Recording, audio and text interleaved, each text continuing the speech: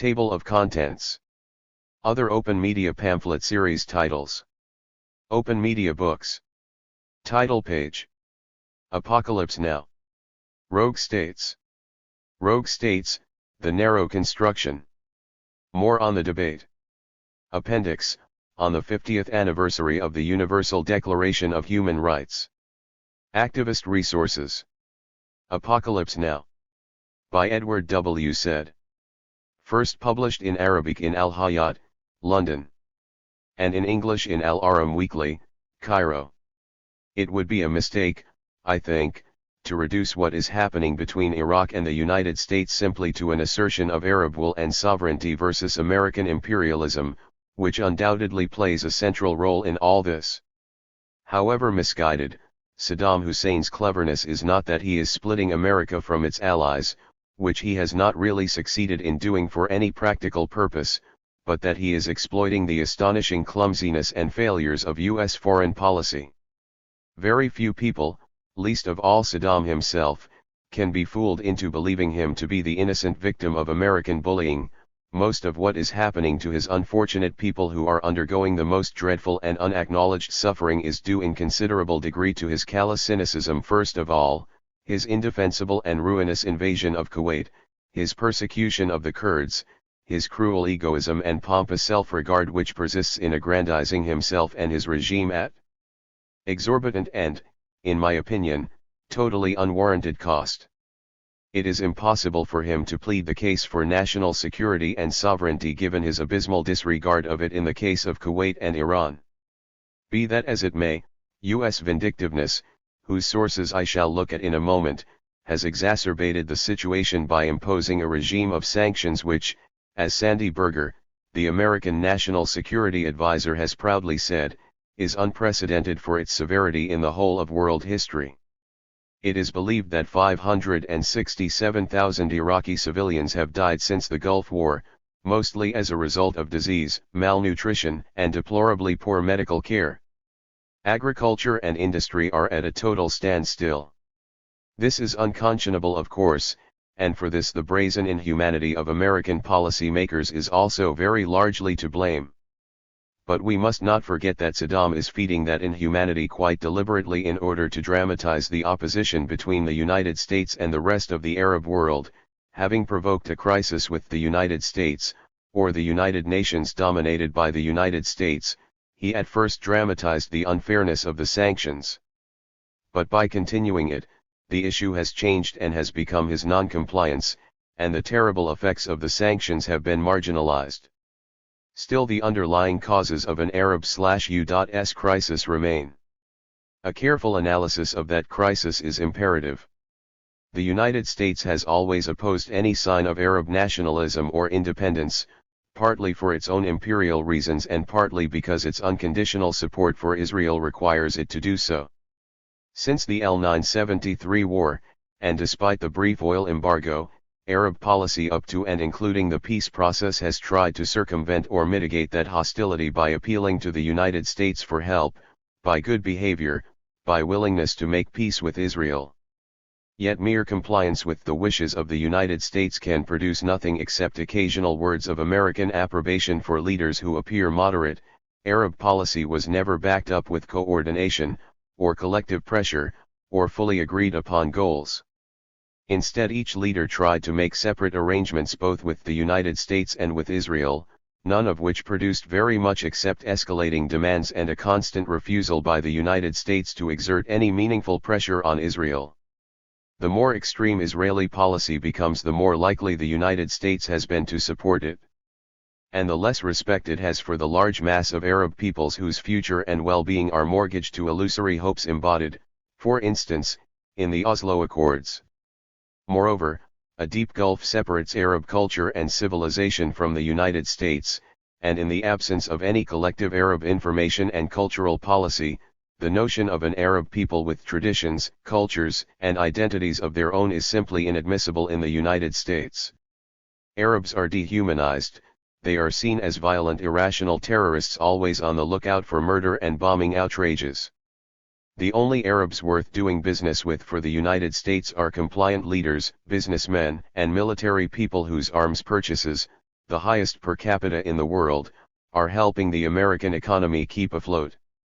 Beyond that there is no feeling at all, for instance, for the dreadful suffering of the Iraqi people whose identity and existence have simply been lost sight of in the present situation.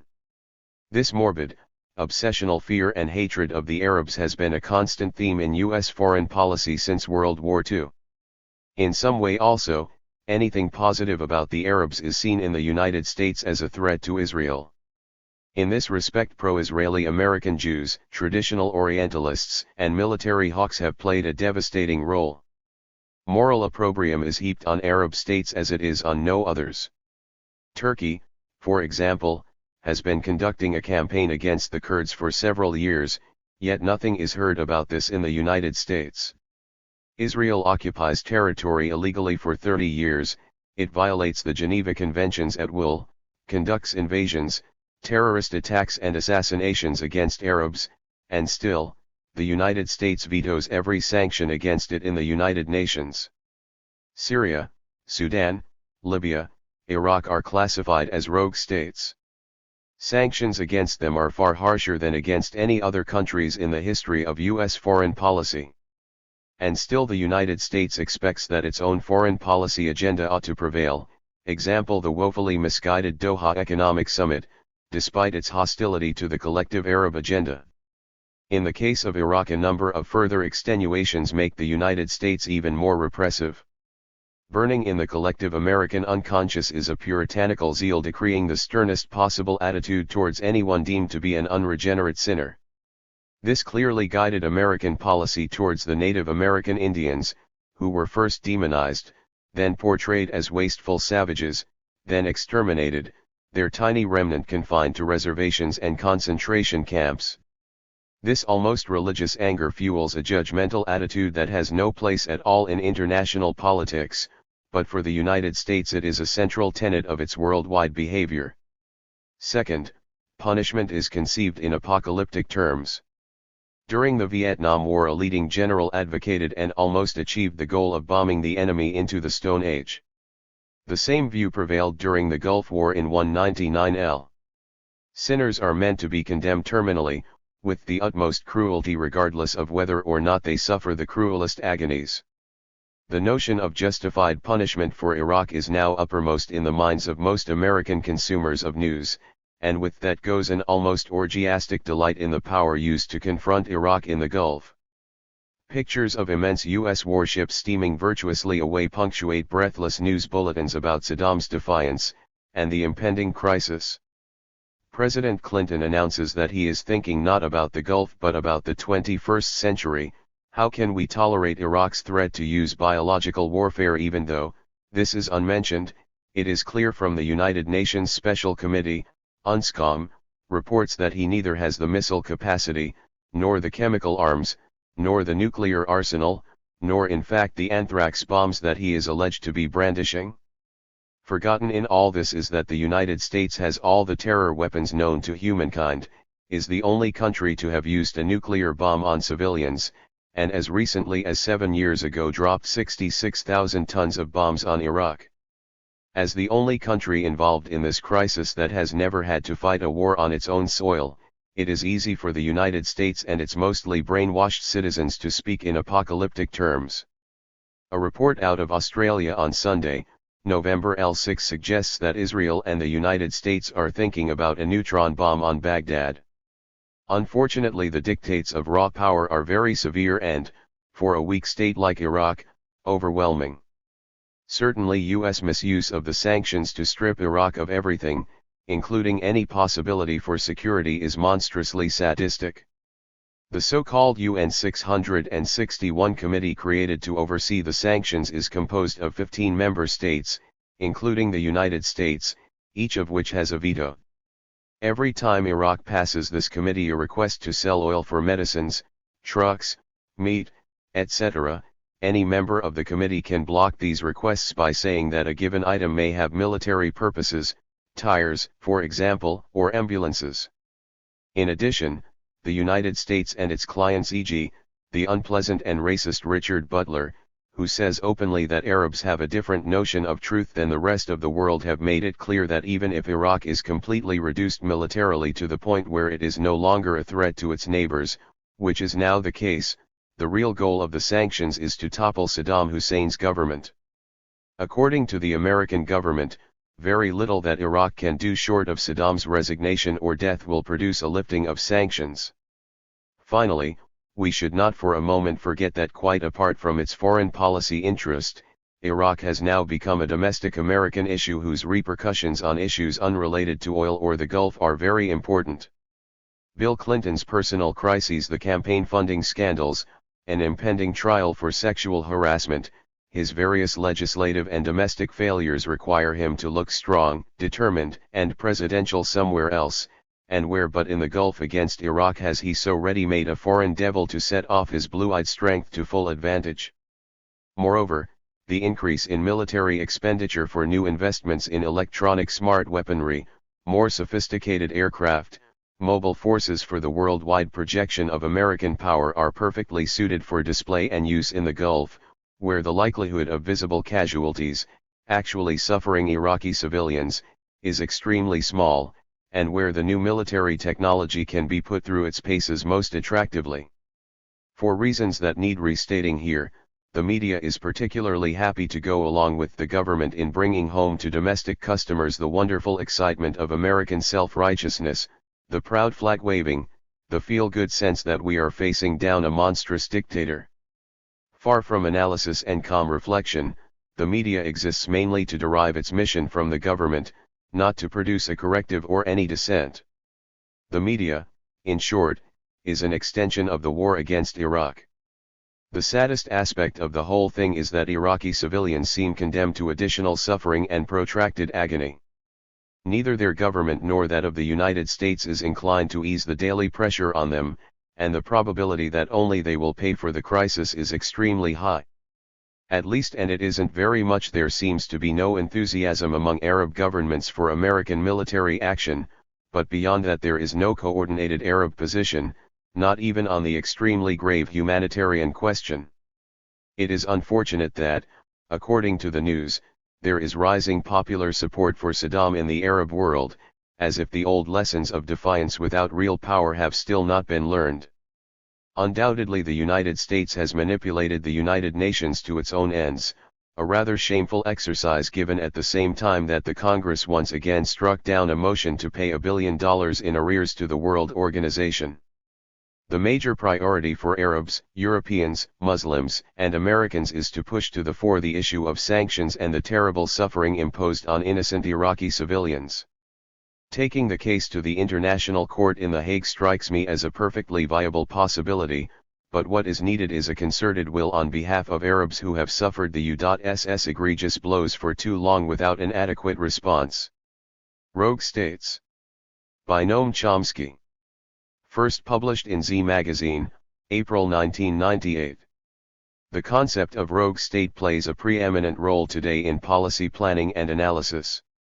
The current Iraq crisis is only the latest example. Washington and London declared Iraq a rogue state, a threat to its neighbors and to the entire world, an outlaw nation led by a reincarnation of Hitler who must be contained by the guardians of world order, the United States and its British junior partner, to adopt the term ruefully employed by the British Foreign Office half a century ago. The concept merits a closer look. But first, let's consider its application in the current crisis. The most interesting feature of the debate over the Iraq crisis is that it never took place. True, many words flowed, and there was dispute about how to proceed. But discussion kept within rigid bounds that excluded the obvious answer: the United States and Britain should act in accord with their laws and treaty obligations. The relevant legal framework is formulated in the Charter of the United Nations, a solemn treaty recognized as the foundation of international law and world order, and under the U.S. Constitution, the supreme law of the land. The Charter states that the Security Council shall determine the existence of any threat to the peace, breach of the peace, or act of aggression, and shall make recommendations, or decide what measures shall be taken in accordance with Articles 41 and 42, which detail the preferred measures not involving the use of armed force and permit the Security Council to take further action if it finds such measures inadequate. The only exception is Article 51, which permits the right of individual or collective self-defense against armed attack, until the Security Council has taken the measures necessary to maintain international peace and security. Apart from these exceptions, member states shall refrain in their international relations from the threat or use of force. There are legitimate ways to react to the many threats to world peace. If Iraq's neighbors feel threatened, they can approach the Security Council to authorize appropriate measures to respond to the threat. If the United States and Britain feel threatened, they can do the same. But no state has the authority to make its own determinations on these matters and to act as it chooses. The United States and Britain would have no such authority even if their own hands were clean, hardly the case. Outlaw states do not accept these conditions, Saddam's Iraq, for example, or the United States. Its position was forthrightly articulated by Secretary of State Madeleine Albright, then UN ambassador, when she informed the Security Council during an earlier U.S. confrontation with Iraq that the United States will act multilaterally when we can and unilaterally as we must, because we recognize this area as vital to U.S. national interests and therefore accept no external constraints. Albright reiterated that stand when UN Secretary-General Kofi Annan undertook his February 1998 diplomatic mission. "We wish him well," she stated, "and when he comes back we will see what he has brought and how it fits with our national interest, which will determine how we respond." When Annan announced that an agreement had been reached, Albright repeated the doctrine, "It is possible that he will come with something we don't like, in which case we will pursue our national interest." President Clinton announced that if Iraq fails the test of conformity, as determined by Washington, everyone would understand that then the United States and hopefully all of our allies would have the unilateral right to respond at a time, place, and manner of our own choosing, in the manner of other violent and lawless states. The Security Council unanimously endorsed Annan's agreement, rejecting U.S./U.K demands that it authorize their use of force in the event of non-compliance. The resolution warned of severest consequences, but with no further specification. In the crucial final paragraph, the Council decides, in accordance with its responsibilities under the Charter, to remain actively seized of the matter, in order to ensure implementation of this resolution and to ensure peace and security in the area. The Council, no one else, in accordance with the Charter. The facts were clear and unambiguous.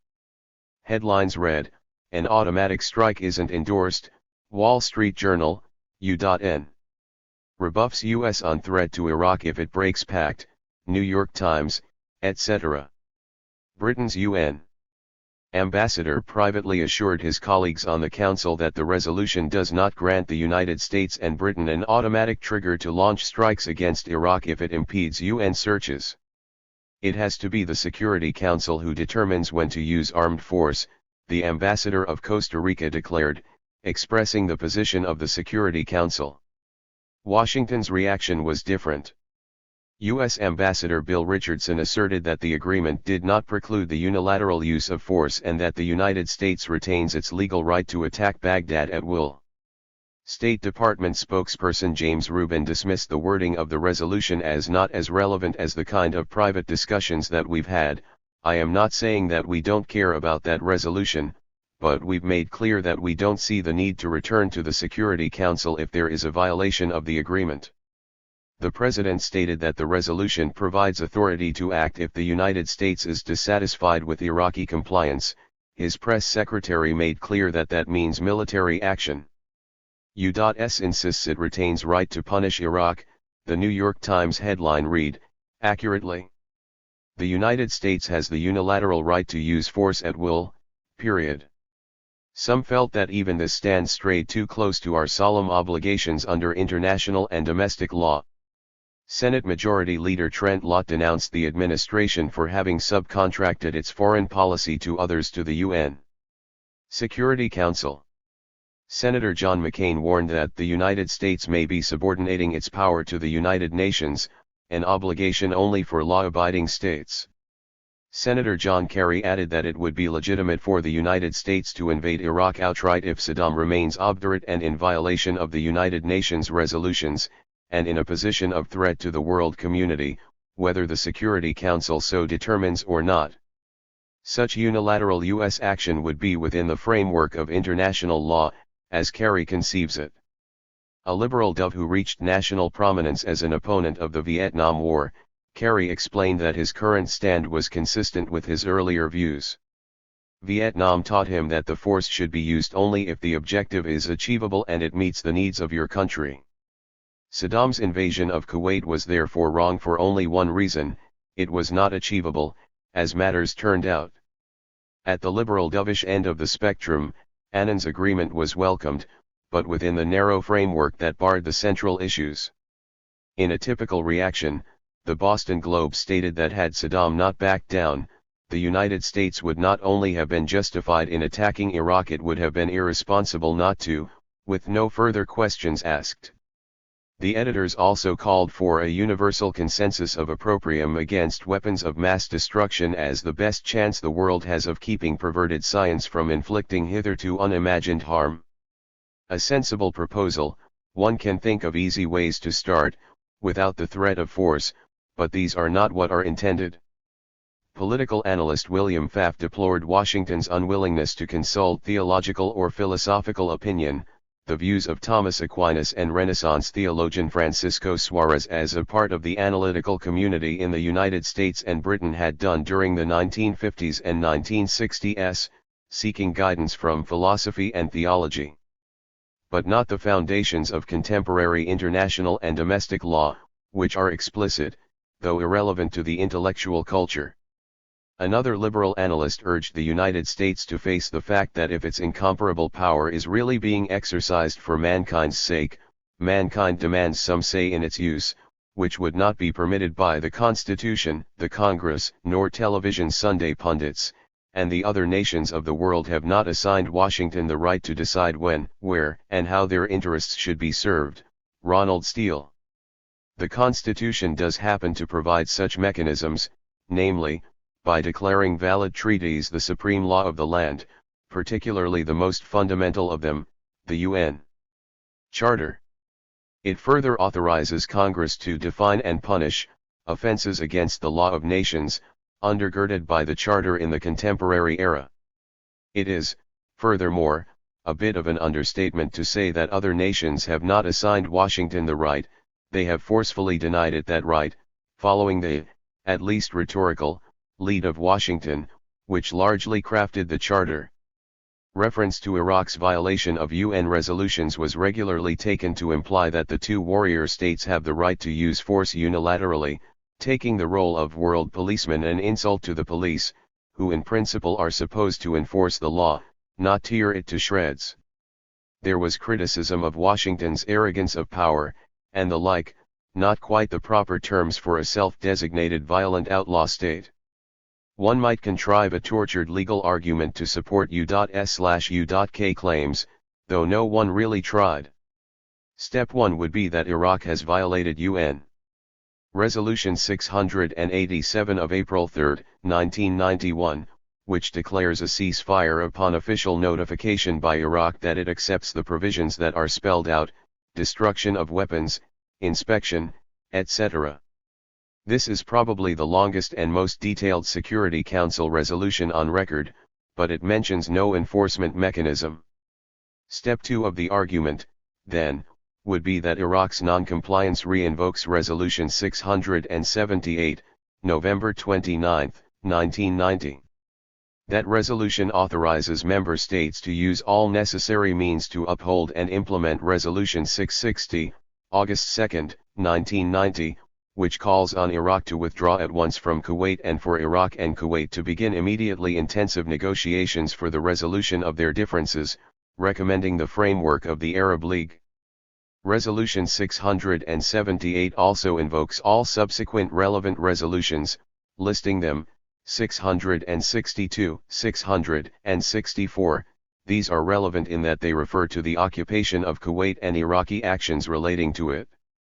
Re-invoking 678 thus leaves matters as they were, with no authorization to use force to implement the later Resolution 687, which brings up completely different issues, authorizing nothing beyond sanctions.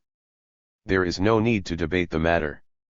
The United States and Britain could readily have settled all doubts by calling on the Security Council to authorize their threat and use of force, as required by the Charter. Britain did take some steps in that direction, but abandoned them when it became obvious, at once, that the Security Council would not go along. But these considerations have little relevance in a world dominated by rogue states that reject the rule of law. Suppose that the Security Council were to authorize the use of force to punish Iraq for violating the ceasefire UN. Resolution 687. That authorization would apply to all states, for example, to Iran, which would therefore be entitled to invade southern Iraq to sponsor a rebellion. Iran is a neighbor and the victim of U.S.-backed Iraqi aggression and chemical warfare, and could claim, not implausibly, that its invasion would have some local support. The United States and Britain can make no such claim.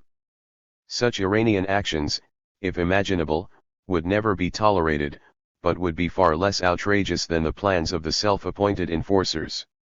It is hard to imagine such elementary observations entering public discussion in the United States and Britain. Contempt for the rule of law is deeply rooted in U.S. practice and intellectual culture. Recall, for example, the reaction to the judgment of the World Court in 1986 condemning the United States for unlawful use of force against Nicaragua, demanding that it desist and pay extensive reparations, and declaring all U.S. aid to the Contras, whatever its character, to be military aid, not humanitarian aid. The court was denounced on all sides for having discredited itself. The terms of the judgment were not considered fit to print, and were ignored. The Democrat-controlled Congress immediately authorized new funds to step up the unlawful use of force. Washington vetoed a Security Council resolution calling on all states to respect international law, not mentioning anyone, though the intent was clear.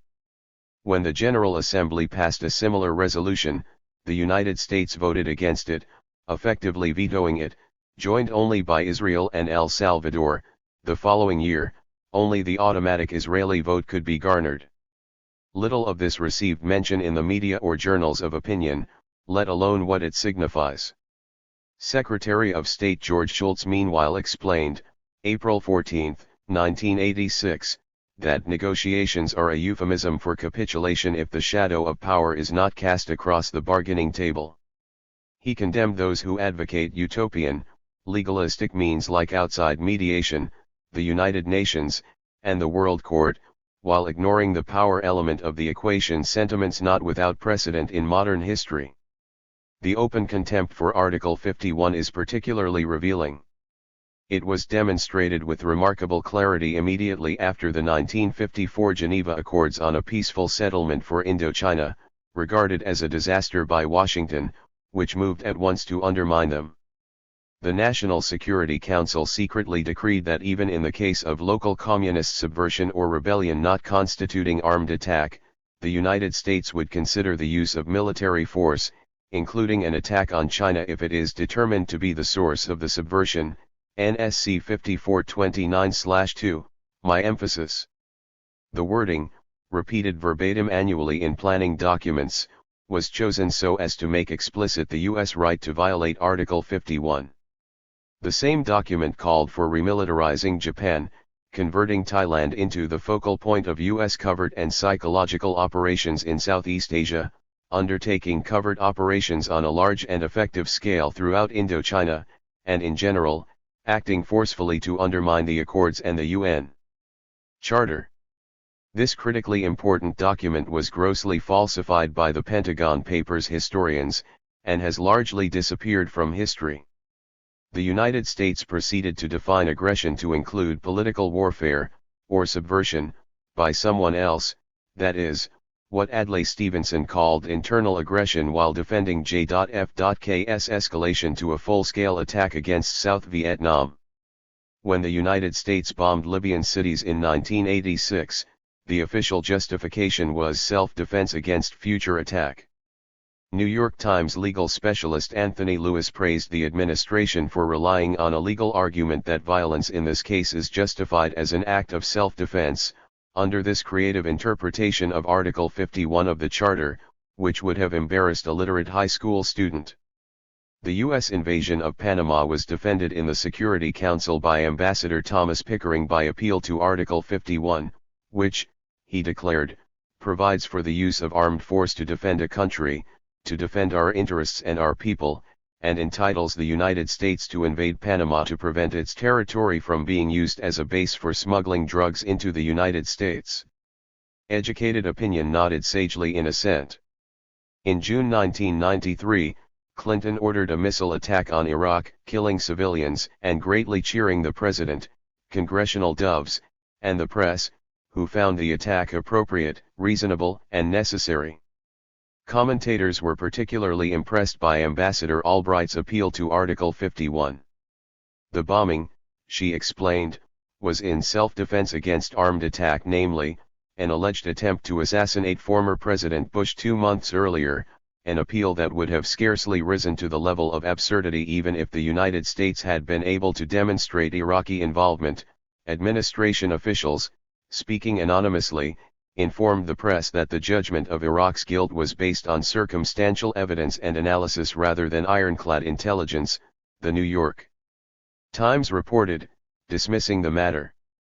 The press assured elite opinion that the circumstances plainly fit Article 51, Washington Post. Any president has a duty to use military force to protect the nation's interests, New York Times, while expressing some skepticism about the case in hand. Diplomatically, this was the proper rationale to invoke, and Clinton's reference to the UN Charter conveyed an American desire to respect international law, Boston Globe. Article 51 permits states to respond militarily if they are threatened by a hostile power, Christian Science Monitor. Article 51 entitles a state to use force in self-defense against threats to one's nationals, British Foreign Secretary Douglas Hurd instructed Parliament, supporting Clinton's justified and proportionate exercise of the right of self-defense. There would be a dangerous state of paralysis in the world, Hurd continued, if the United States were required to gain Security Council approval before launching missiles against an enemy that might or might not have ordered a failed attempt to kill an ex-president 2 months earlier. The record lends considerable support to the concern widely voiced about rogue states that are dedicated to the rule of force, acting in the national interest as defined by domestic power, most ominously, rogue states that anoint themselves global judge and executioner. Rogue states, the narrow construction. It is also interesting to review the issues that did enter the non-debate on the Iraq crisis. But first a word about the concept rogue state. The basic conception is that although the Cold War is over, the United States still has the responsibility to protect the world, but from what? Plainly it cannot be from the threat of radical nationalism, that is, unwillingness to submit to the will of the powerful. Such ideas are only fit for internal planning documents, not the general public. From the early 1980s, it was clear that the conventional technique for mass mobilization was losing its effectiveness. The appeal to J.F.K.'s monolithic and ruthless conspiracy, Reagan's evil empire. New enemies were needed.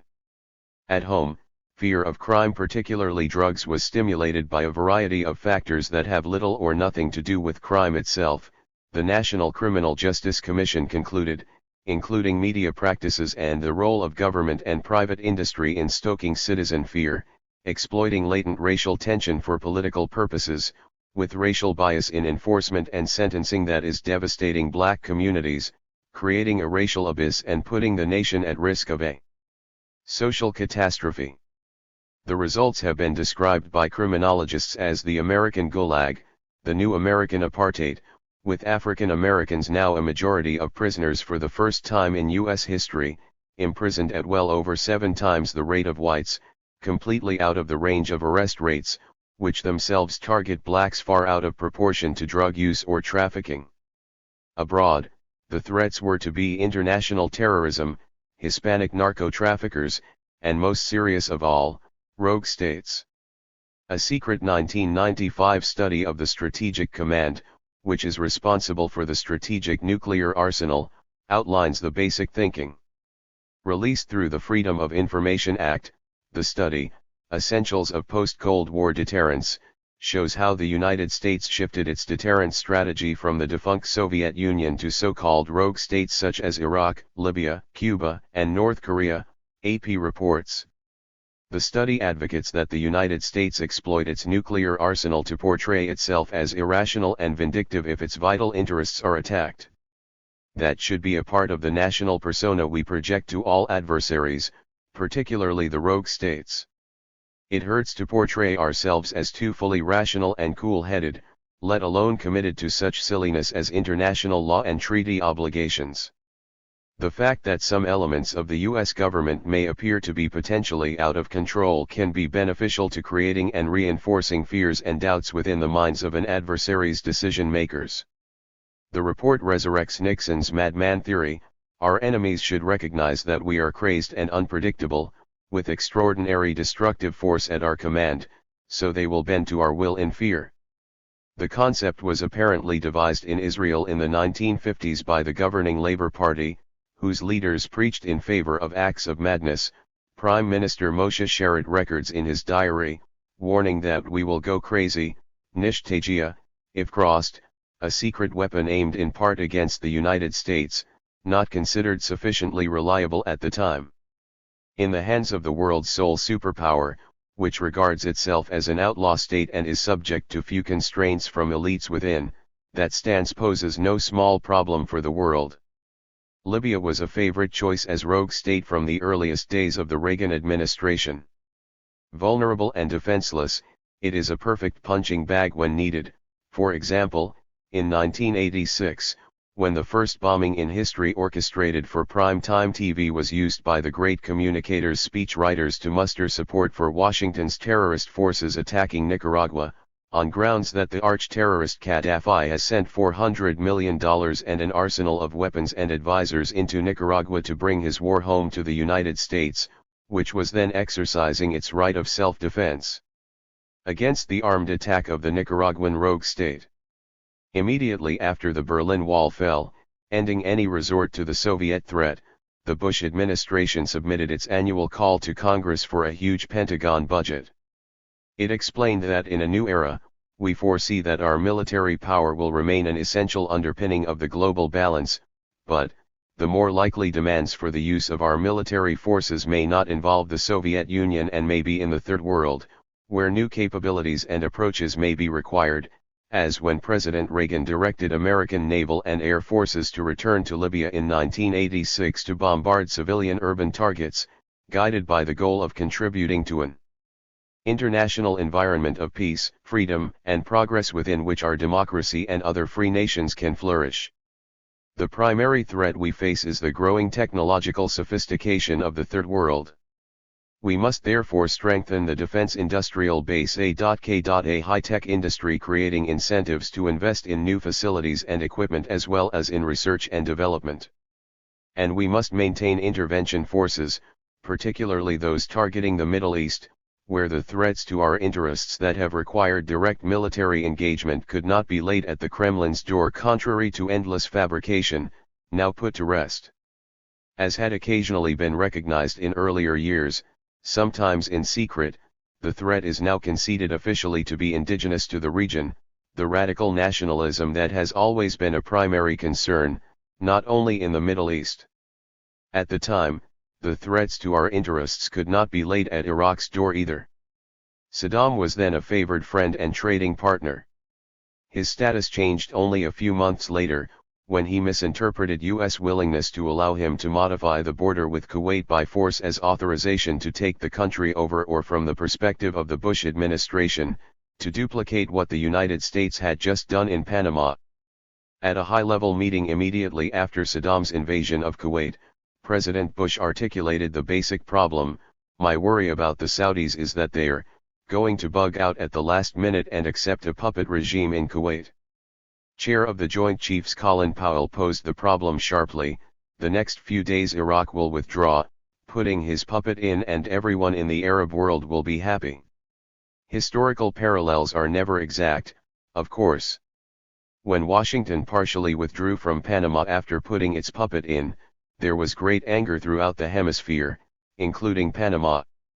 Indeed, throughout much of the world, compelling Washington to veto 2 Security Council resolutions and to vote against a General Assembly resolution condemning Washington's flagrant violation of international law and of the independence, sovereignty, and territorial integrity of states, and calling for the withdrawal of the U.S. armed invasion forces from Panama. Iraq's invasion of Kuwait was treated differently, in ways remote from the standard version, but readily discovered in print. The inexpressible facts shed interesting light on the commentary of political analysts. Ronald Steele, for example, who muses today on the conundrum faced by the United States, which, as the world's most powerful nation, faces greater constraints on its freedom to use force than does any other country. Hence Saddam's success in Kuwait as compared with Washington's inability to exert its will in Panama. It is worth recalling that debate was effectively foreclosed in 1990 to 1991 as well. There was much discussion of whether sanctions would work, but none of whether they already had worked, perhaps shortly after Resolution 660 was passed. Fear that sanctions might have worked animated Washington's refusal to test Iraqi withdrawal offers from August 1990 to early January. With the rarest of exceptions, the information system kept tight discipline on the matter. Polls a few days before the January 1991 bombing showed 2-1 support for a peaceful settlement based on Iraqi withdrawal along with an international conference on the Israel-Arab conflict. Few among those who expressed this position could have heard any public advocacy of it. The media had loyally followed the president's lead, dismissing linkage as unthinkable in this unique case. It is unlikely that any respondents knew that their views were shared by the Iraqi democratic opposition, barred from mainstream media. Or that an Iraqi proposal in the terms they advocated had been released a week earlier by U.S. officials who found it reasonable, and flatly rejected by Washington. Or that an Iraqi withdrawal offer had been considered by the National Security Council as early as mid-August, but dismissed, and effectively suppressed, apparently because it was feared that unmentioned Iraqi initiatives might defuse the crisis, as the New York Times diplomatic correspondent obliquely reported administration concerns. Since then, Iraq has displaced Iran and Libya as the leading rogue state. Others have never entered the ranks. Perhaps the most relevant case is Indonesia, which shifted from enemy to friend when General Suharto took power in 1965, presiding over an enormous slaughter that elicited great satisfaction in the West. Since then Suharto has been our kind of guy, as the Clinton administration described him, while carrying out murderous aggression and endless atrocities against his own people, killing 10,000 Indonesians just in the 1980s, according to the personal testimony of our guy, who wrote that the corpses were left lying around as a form of shock therapy. In December 1975, the UN Security Council unanimously ordered Indonesia to withdraw its invading forces from East Timor without delay and called upon all states to respect the territorial integrity of East Timor as well as the inalienable right of its people to self-determination. The United States responded by, secretly, increasing shipments of arms to the aggressors. Carter accelerated the arms flow once again as the attack reached near genocidal levels in 1978. In his memoirs, UN Ambassador Daniel Patrick Moynihan takes pride in his success in rendering the United Nations utterly ineffective in whatever measures it undertook, following the instructions of the State Department, which wished things to turn out as they did and worked to bring this about. The United States also happily accepts the robbery of East Timor's oil, with participation of a U.S. company, in violation of any reasonable interpretation of international agreements. The analogy to Iraq/Kuwait is close, though there are differences. To mention only the most obvious, U.S. sponsored atrocities in East Timor were vastly beyond anything attributed to Saddam Hussein in Kuwait. There are many other examples, though some of those commonly invoked should be treated with caution, particularly concerning Israel. The civilian toll of Israel's U.S.-backed invasion of Lebanon in 1982 exceeded Saddam's in Kuwait, and it remains in violation of a 1978 Security Council resolution ordering it to withdraw forthwith from Lebanon, along with numerous others regarding Jerusalem, the Golan Heights, and other matters, and there would be far more if the United States did not regularly veto such resolutions. But the common charge that Israel, particularly its current government, is violating UN 242 and the Oslo Accords, and that the United States exhibits a double standard by tolerating those violations, is dubious at best, based on serious misunderstanding of these agreements. From the outset, the Madrid-Oslo process was designed and implemented by U.S. Israeli power to impose a Bantustan-style settlement. The Arab world has chosen to delude itself about the matter, as have many others, but they are clear in the actual documents, and particularly in the U.S. supported projects of the Rabin Paris governments, including those for which the current Likud government is now being denounced. It is clearly untrue to claim that Israel is not demonstrably in violation of Security Council decrees, New York Times, but the reasons often given should be examined carefully. Returning to Iraq, it surely qualifies as a leading criminal state. Defending the U.S. plan to attack Iraq at a televised public meeting on February 18, Secretaries Albright and Cohen repeatedly invoked the ultimate atrocity: Saddam was guilty of using weapons of mass destruction against his neighbors as well as his own people, his most awesome crime. It is very important for us to make clear that the United States and the civilized world cannot deal with somebody who is willing to use those weapons of mass destruction on his own people, not to speak of his neighbors, Albright emphasized in an angry response to a questioner who asked about U.S. support for Suharto. Shortly after, Senator Lott condemned Kofi Annan for seeking to cultivate a human relationship with a mass murderer, and denounced the administration for trusting a person who would sink so low. Ringing words. Putting aside their evasion of the question raised, Albright and Cohen only forgot to mention, and commentators have been kind enough not to point out, that the acts that they now find so horrifying did not turn Iraq into a rogue state. And Lott failed to note that his heroes Reagan and Bush forged unusually warm relations with the mass murderer. There were no passionate calls for a military strike after Saddam's gassing of Kurds at Halabja in March 1988, on the contrary, the United States and Britain extended their strong support for the mass murderer, then also our kind of guy. When ABC TV correspondent Charles Glass revealed the site of one of Saddam's biological warfare programs 10 months after Halabja, the State Department denied the facts, and the story died. The department now issues briefings on the same site, Glass observes. The two guardians of global order also expedited Saddam's other atrocities, including his use of cyanide, nerve gas, and other barbarous weapons with intelligence, technology, and supplies, joining with many others. The Senate Banking Committee reported in 1994 that the U.S. Commerce Department had traced shipments of biological materials identical to those later found and destroyed by UN inspectors, Bill Bloom recalls. These shipments continued at least until November 1989. A month later, Bush authorized new loans for his friend Saddam, to achieve the goal of increasing U.S. exports and put us in a better position to deal with Iraq regarding its human rights record, the State Department announced with a straight face, facing no criticism in the mainstream press, or even report. Britain's record was exposed, at least in part, in an official inquiry, Scott Inquiry. The British government has just now been compelled to concede that it continued to grant licenses to British firms to export materials usable for biological weapons after the Scott Report was published, at least until December 1996.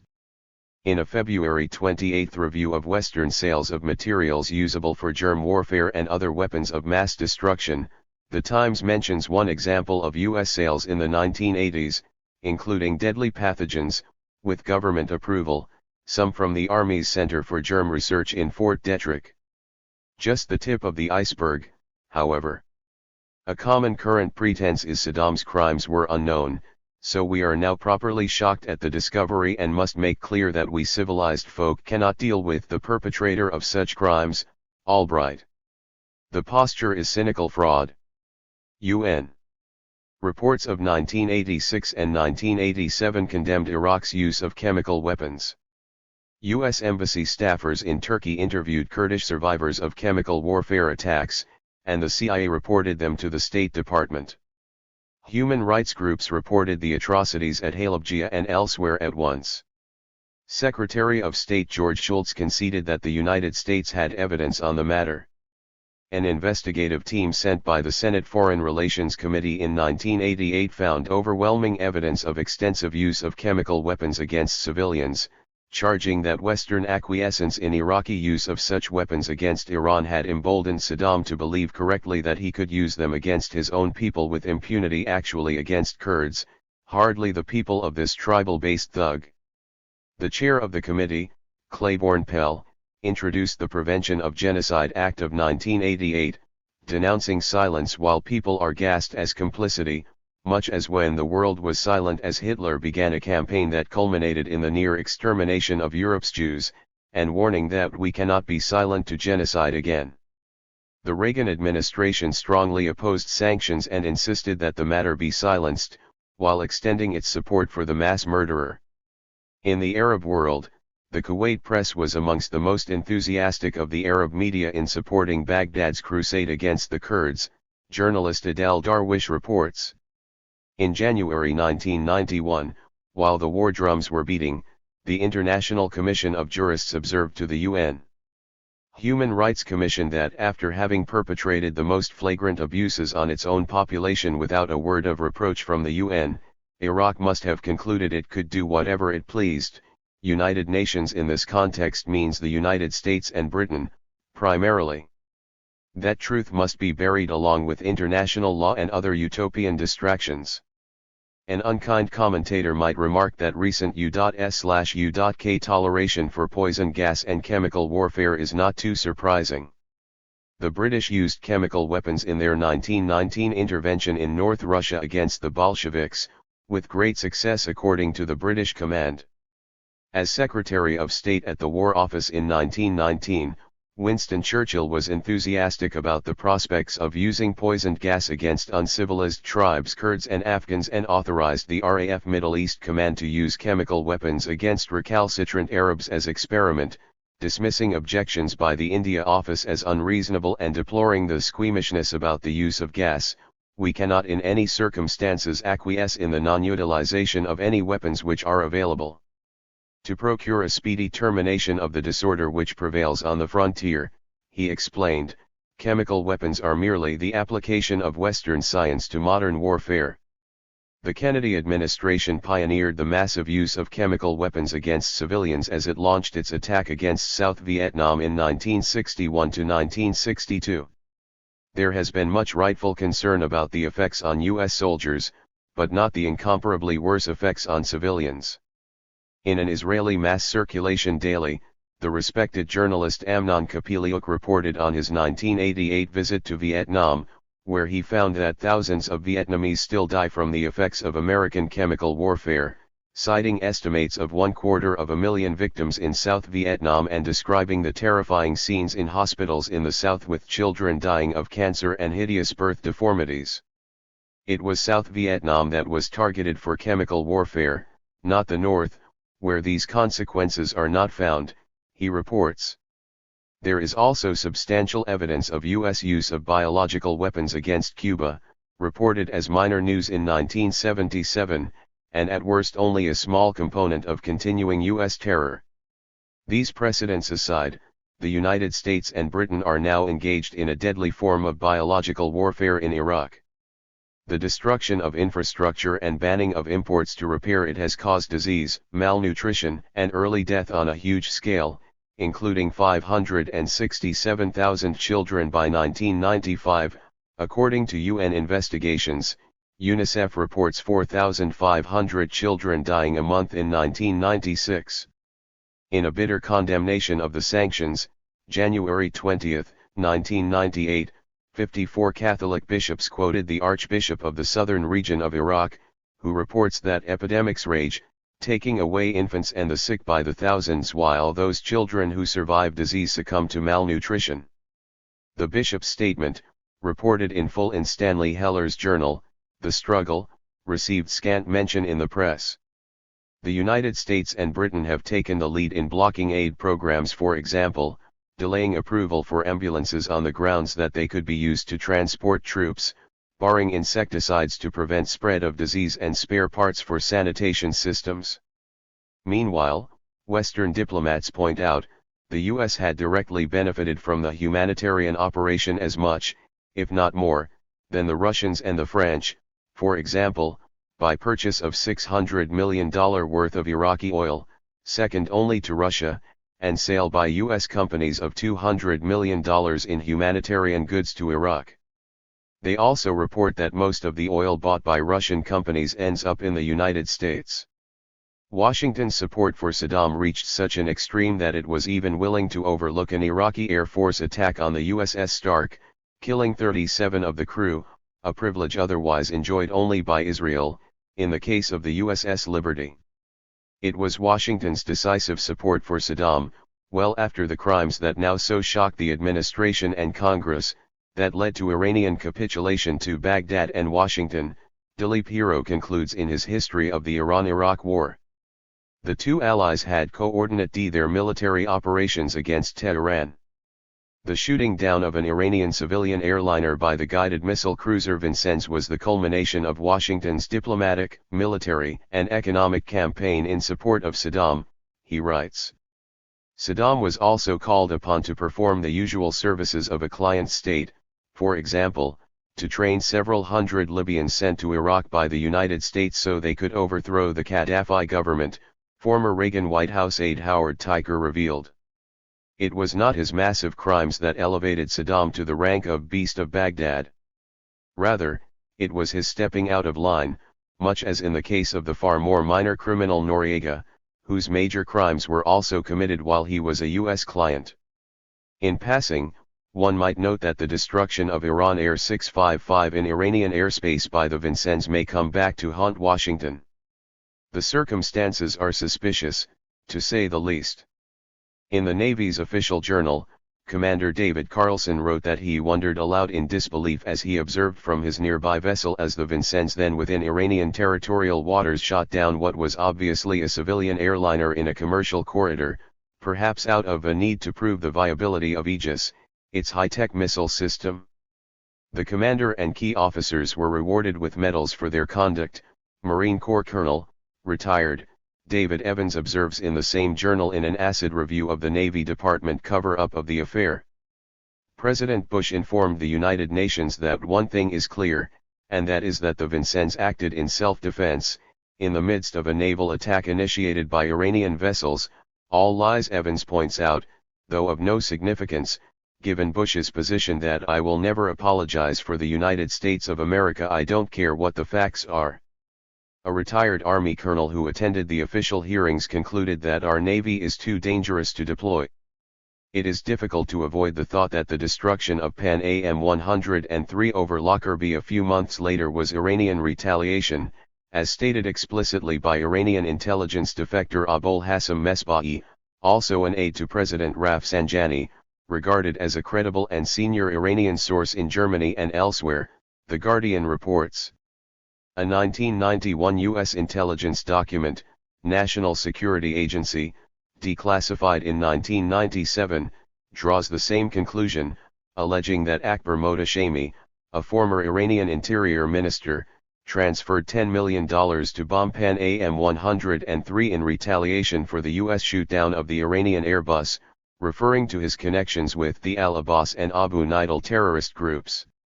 It is striking that despite the evidence and the clear motive, this is virtually the only act of terrorism not blamed on Iran. Rather, the United States and Britain have charged two Libyan nationals with the crime. The charges against the Libyans have been widely disputed, including a detailed inquiry by Dennis Phipps, former head of security at British Airways who served on the government's National Aviation Committee. The British Organisation of Families of Lockerbie Victims believe that there has been a major cover-up, spokesperson Dr. Jim Swire, and regard as more credible the account given in Alan Frankovich's documentary, The Maltese Cross, which provides evidence of the Iranian connection and a drug operation involving a courier working for the U.S. Drug Enforcement Administration. The film was shown at the British House of Commons and on British TV, but rejected here. The U.S. families keep strictly to Washington's version. Also intriguing is the U.S.U.K refusal to permit a trial of the accused Libyans. This takes the form of rejection of Libya's offer to release the accused for trial in some neutral venue, to a judge nominated by the UN. December 1991, a trial at The Hague under Scottish law, etc. These proposals have been backed by the Arab League and the British Relatives Organization but flatly rejected by the United States and Britain. In March 1992, the UN Security Council passed a resolution imposing sanctions against Libya, with 5 absent IONs: China, Morocco, the only Arab member, India, Zimbabwe, Cape Verde. There was considerable arm twisting, thus China was warned that it would lose U.S. trade preferences if it vetoed the resolution. The U.S. press has reported Libya's offer to release the suspects for trial, dismissing it as worthless and ridiculing Gaddafi's dramatic gesture of calling for the surrender of U.S. pilots who bombed 2 Libyan cities, killing 37 people, including his adopted daughter. Plainly, that is as absurd as requests by Cuba and Costa Rica for extradition of U.S. terrorists. It is understandable that the United States and Britain should want to ensure a trial they can control, as in the case of the Noriega kidnapping. Any sensible defense lawyer would bring up the Iranian connection in a neutral venue. How long the charade can continue is unclear. In the midst of the current Iraq crisis, the World Court rejected the U.S.U.K claim that it has no jurisdiction over the matter, and intends to launch a full hearing, 13-2, with the US and British judges opposed, which may make it harder to keep the lid on. The court ruling was welcomed by Libya and the British families. Washington and the U.S. media warned that the World Court ruling might prejudice the 1992 UN resolution that demanded that Libya must surrender those accused of the Lockerbie bombing for trial in Scotland or the United States. New York Times, that Libya extradite the suspects to the United States and Britain, AP. These claims are not accurate. The issue of transfer to Scotland or the United States never arose, and is not mentioned in the UN resolutions. Resolution 731, January 21, 1992, urges the Libyan government immediately to provide a full and effective response to requests in connection with the legal procedures related to attacks against Pan Am 103 and a French airliner. Resolution 748, March 31, 1992, decides that the Libyan government must now comply without any further delay with the request of Resolution 731, and that it renounce terrorism, calling for sanctions if Libya fails to do so. Resolution 731 was adopted in response to a U.S.U.K declaration that Libya must surrender for trial all those charged with the crime, with no further specification. Press reports at the time were similarly inaccurate. Thus, reporting the U.S. dismissal of the Libyan offer to turn the suspects over to a neutral country, the New York Times highlighted the words, "Again, Libya tries to avoid a UN order." The Washington Post dismissed the offer as well, stating that the Security Council contends that the suspects must be tried in U.S. or British courts. Doubtless Washington prefers to have matters seen in this light. A correct account was given in a 1992 opinion piece by international legal authority Alfred Rubin of the Fletcher School, Christian Science Monitor, who noted that the Security Council resolution makes no mention of extradition to the United States and Britain, and observes that its wording departs so far from what the United States, Britain, and France are reported to have wanted that current public statements and press accounts reporting an American diplomatic triumph and UN pressures on Libya seem incomprehensible. Unfortunately, the performance is all too routine. In the New York Times, British specialist on UN law Mark Weiler, in an op-ed, agreed with Rubin that the United States should follow the clear requirements of international law and accept Libya's proposal for World Court adjudication. Libya's response to the U.S.U.K request was precisely as mandated by international law, Weiler wrote, condemning the United States and Britain for having flatly refused to submit the issue to the World Court.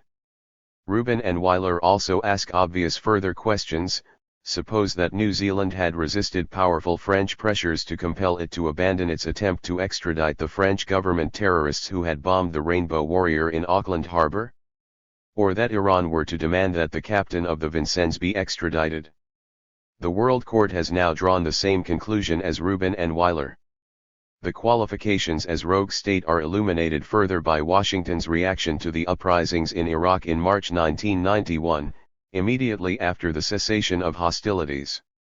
The State Department formally reiterated its refusal to have any dealings with the Iraqi Democratic Opposition, and as from before the Gulf War, they were virtually denied access to the major U.S. media.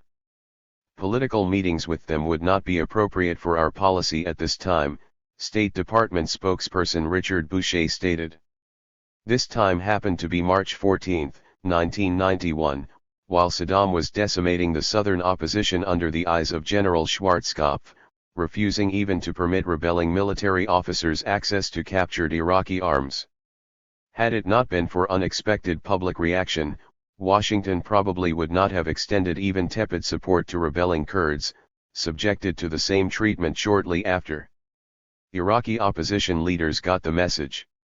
Leith Kuba, head of the London-based Iraqi Democratic Reform Movement, alleged that the United States favors a military dictatorship, insisting that changes in the regime must come from within, from people already in power. London-based banker Ahmet Chalabi, head of the Iraqi National Congress, said that the United States, covered by the fig leaf of non-interference in Iraqi affairs, is waiting for Saddam to butcher the insurgents in the hope that he can be overthrown later by a suitable officer, an attitude rooted in the U.S. policy of supporting dictatorships to maintain stability. Administration reasoning was outlined by New York Times chief diplomatic correspondent Thomas Friedman. While opposing a popular rebellion, Washington did hope that a military coup might remove Saddam, and then Washington would have the best of all worlds, an iron-fisted Iraqi junta without Saddam Hussein, a return to the days when Saddam's iron fist held Iraq together, much to the satisfaction of the American allies Turkey and Saudi Arabia, not to speak of Washington. 2 years later, in another useful recognition of reality, he observed that it has always been American policy that the iron-fisted Mr. Hussein plays a useful role in holding Iraq together, maintaining stability. There is little reason to believe that Washington has modified the preference for dictatorship over democracy deplored by the ignored Iraqi Democratic Opposition, though it doubtless would prefer a different iron fist at this point. If not, Saddam will have to do. The concept rogue state is highly nuanced. Thus Cuba qualifies as a leading rogue state because of its alleged involvement in international terrorism, but the United States does not fall into the category despite its terrorist attacks against Cuba for close to 40 years, apparently continuing through last summer according to important investigative reporting of the Miami Herald, which failed to reach the national press. In the United States, it did in Europe. Cuba was a rogue state when its military forces were in Angola, backing the government against South African attacks supported by the United States. South Africa, in contrast, was not a rogue state then, nor during the Reagan years, when it caused over $60 billion in damage and 1.5 million deaths in neighboring states according to a UN commission, not to speak of some events at home and with ample U.S/U.K support. The same exemption applies to Indonesia and many others. The criteria are fairly clear: a rogue state is not simply a criminal state, but one that defies the orders of the powerful who are, of course, exempt. More on the debate. That Saddam is a criminal is undoubtedly true, and one should be pleased, I suppose, that the United States and Britain, and mainstream doctrinal institutions, have at last joined those who prematurely condemned U.S/U.K support for the mass murderer. It is also true that he poses a threat to anyone within his reach. On the comparison of the threat with others, there is little unanimity outside the United States and Britain, after their ambiguous transformation from August 1990. Their 1998 plan to use force was justified in terms of Saddam's threat to the region, but there was no way to conceal the fact that the people of the region objected to their salvation so strenuously that governments were compelled to join in opposition. Bahrain refused to allow U.S/British forces to use bases there. The President of the United Arab Emirates described U.S. threats of military action as bad and loathsome, and declared that Iraq does not pose a threat to its neighbors. Saudi Defense Minister Prince Sultan had already stated that "will not agree and we are against striking Iraq as a people and as a nation," causing Washington to refrain from a request to use Saudi bases. After Annan's mission, long-serving Saudi Foreign Minister Prince Saud al-Faisal reaffirmed that any use of Saudi air bases has to be a UN, not a US issue.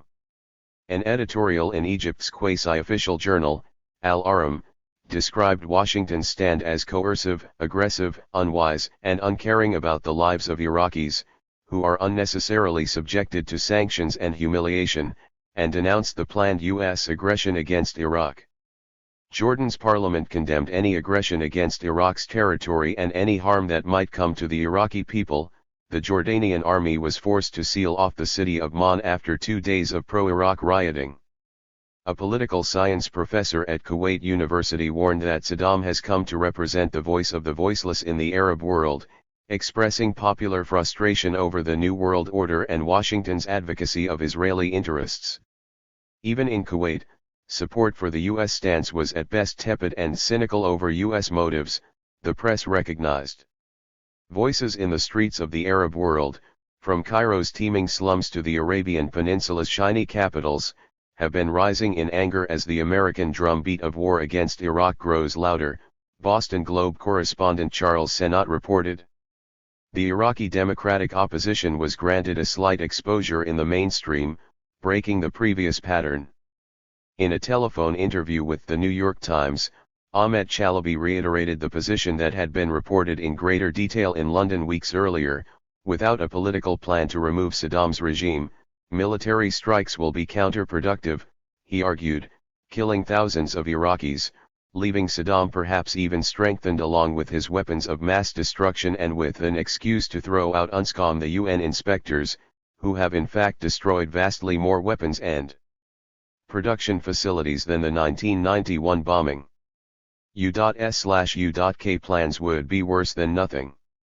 Interviews with opposition leaders from several groups found near unanimity in opposing military action that did not lay the basis for an uprising to overthrow Saddam.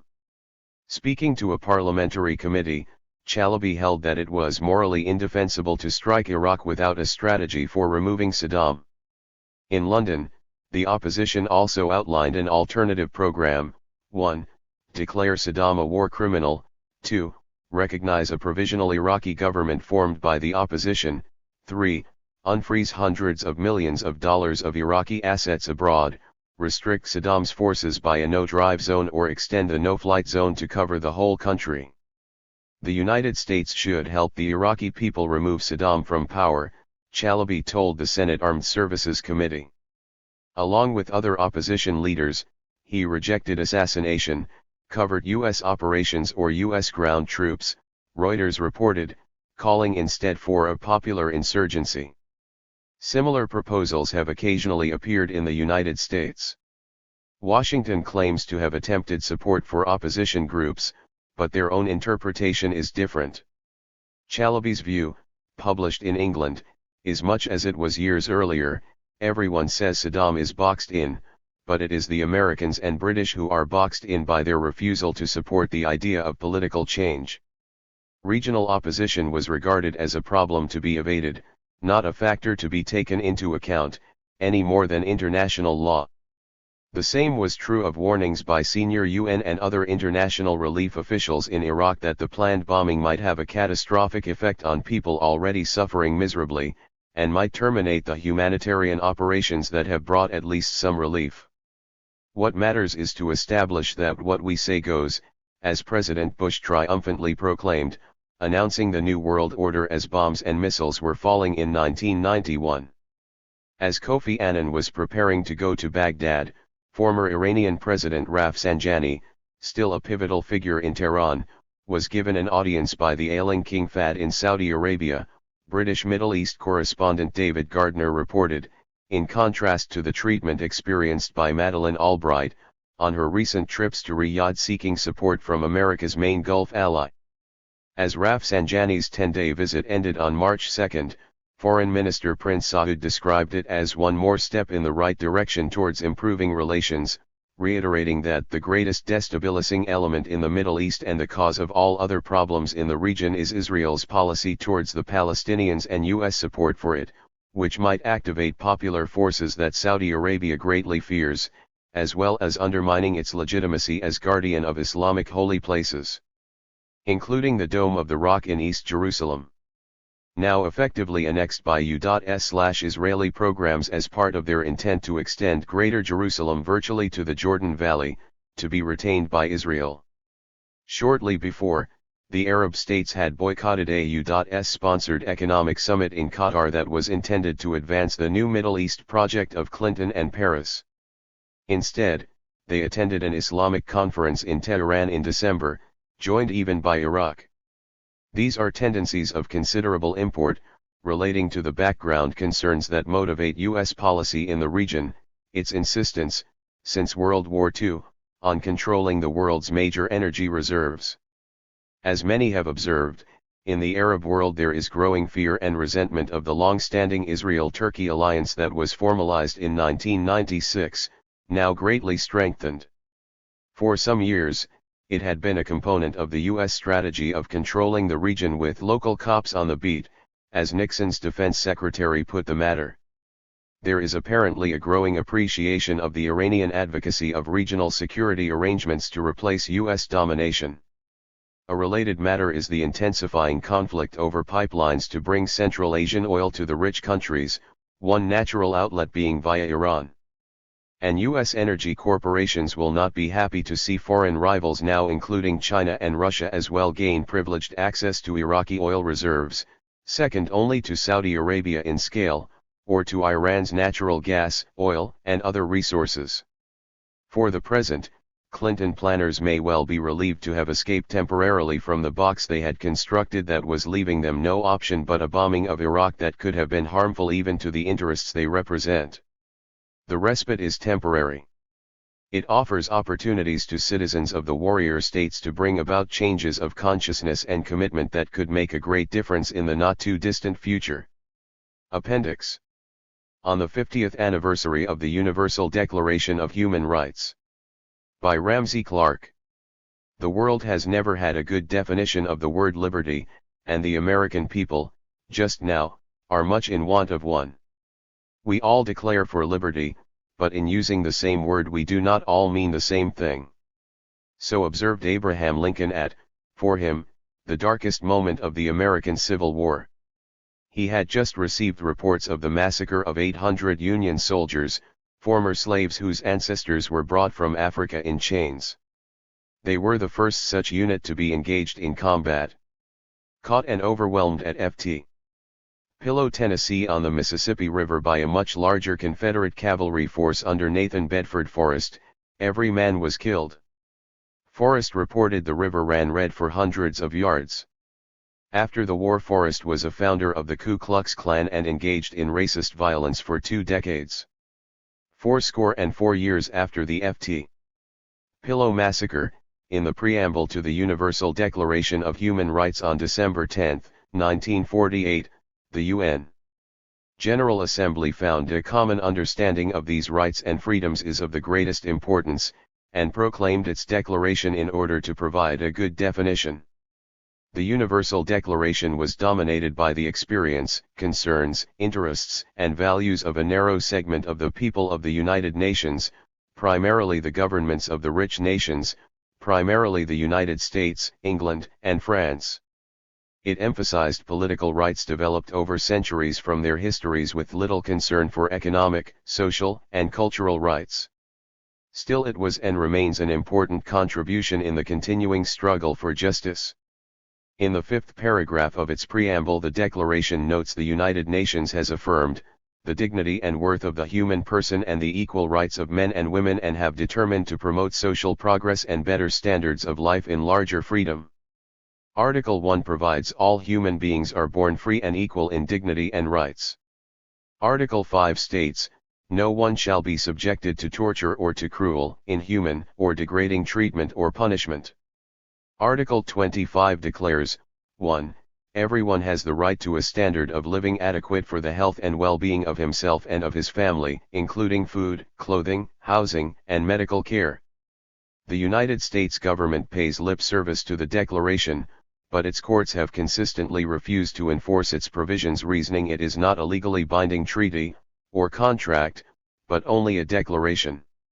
This ignores the fact that international law recognizes the provisions of the Declaration as being incorporated into customary international law which is binding on all nations. The most fundamental, dangerous, and harmful violation of the Universal Declaration of Human Rights on its 15th birthday is economic sanctions imposed on entire populations.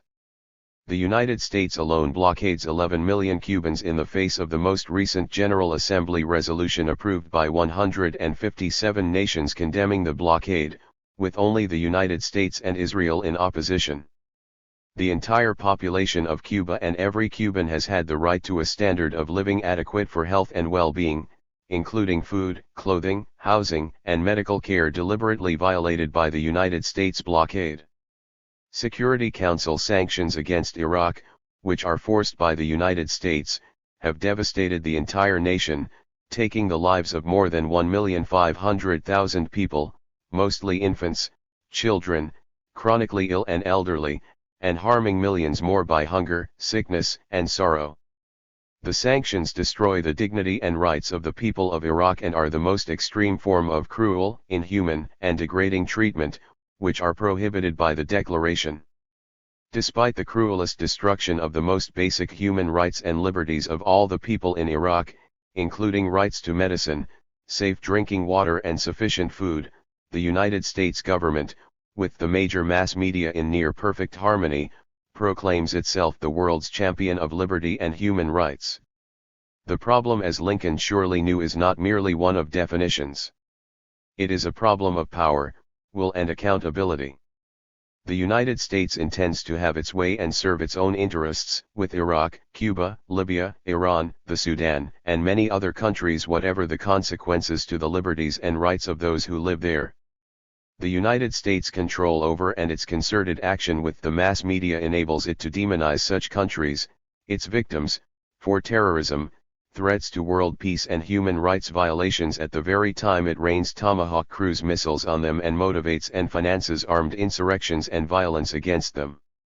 At the same time, the United States increases its own staggeringly large prison industry, with more than 1 million persons confined, including 40% of all African American males between 17 and 27 years old in the state of California. Simultaneously, the United States spends more on its military than the 10 largest military budgets of other nations combined, sells most of the arms and sophisticated weapons still increasing worldwide while rejecting an international convention to prohibit landmines and an international court of criminal justice. And the United States maintains and deploys the great majority of all weapons of mass destruction existent on Earth, nuclear, chemical, biological, and the most deadly of all, economic sanctions. It is imperative that clear definitions of all fundamental rights of people be clearly inscribed in international law, including economic rights, which are most basic to human need and on which all other rights are dependent, and rights to freedom from military aggression by a superpower or its surrogates. But without a passionate commitment by the people of the United States and other major powers to stop their own governments from violating those definitions of human rights, hold them accountable for their acts, and to prevent their own media from seducing them into acceptance or complacency, there will be no protection for the poor and powerless, and no correspondence between the words of rich and powerful nations and their deeds. We can be thankful for the Universal Declaration of Human Rights, but together the people of the world must do better to define and protect the humanity of the people. Edward W. Said was born in Jerusalem, Palestine, and attended schools there and in Cairo, Egypt. He is Old Dominion Foundation Professor in the Humanities at Columbia University. He is the author of Orientalism, Covering Islam, After the Last Sky, Culture and Imperialism, and many others. He was formerly a member of the Palestine National Council. Noam Chomsky is an activist, writer, and professor of linguistics at Massachusetts Institute of Technology, where he has taught since 1955. His most recent book is Profit Over People, Neoliberalism and Global Order, 7 Stories Press, 1998. Chomsky has published many titles in the Open Media pamphlet series, including Media Control, The Spectacular Achievements of Propaganda. Ramsey Clark is an attorney, teacher, and writer. He served as Attorney General of the United States during the Johnson administration. He is actively engaged in practice of law in fields of law, peace, disarmament, human rights, civil liberties, voting rights, health, education, and others. In 1991 he founded the International Action Center.